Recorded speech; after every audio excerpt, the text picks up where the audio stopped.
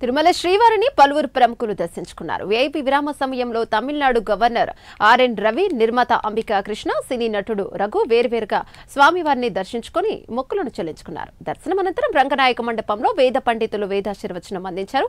TTD అధికారులు స్వామివారి పట్టు వస్త్రంతో సత్కరించి తీర్థ ప్రసాదాలను అందజేశారు.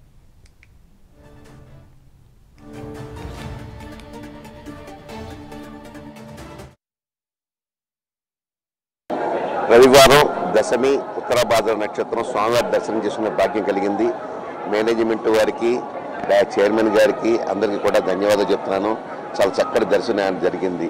కాకపోతే నేను చైర్మన్ గారికి కూడా మొన్నసారి కూడా చెప్పుకున్నాను, ఈ వరాహస్వామి దేవస్థానంలో రాత్రి 9 గంటలకే దర్శనాలు మూసేస్తున్నారు.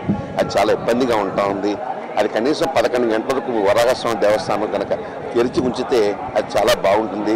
భక్తులు వేలాదిగా వస్తున్నారు. ఇదివరకులా కాకుండా ఇప్పుడు వరాహస్వామిని దర్శించుకోవాలి అనే ఒక లెక్క ప్రకారంగా, తాపత్రయ ప్రకారంగా పురాణ ఇతిహాసాలు వినేసి జనాలు బాగా తయారయ్యారు. కాబట్టి వాళ్ళకి సంతృప్తి కలిగించే విధంగా రాత్రి 11 గంటల వరకు వరాహస్వామి దేవస్థానం తెరిచి ఉంచే భాగ్యాన్ని మా చైర్మన్ గారు కలగజేస్తారని చెప్పి మనస్ఫూర్తిగా కోరుకుంటూ, దానికి సంబంధించిన పండితులతో కూడా మీరు సంప్రదించి ఈ నిర్ణయం తీసుకోవాల్సింది.